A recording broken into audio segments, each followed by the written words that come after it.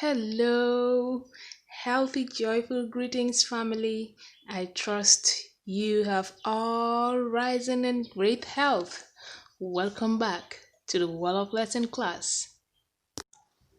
Man, man in English, translate in Wolof, goor, goor, Goor, goor.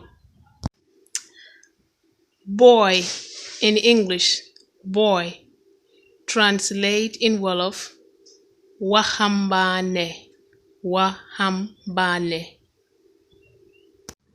Girl in English, girl, translate in Wolof, jangha, jangha.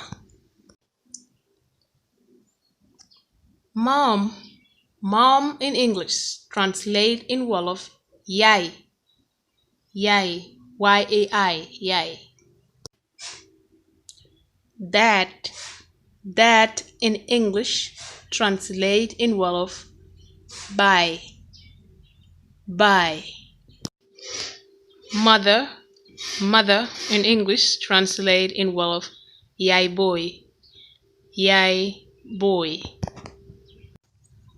Father, father in English, translate in Wolof, baay boy, baay boy. Baby, baby in English, translate in Wolof, nenne, nene.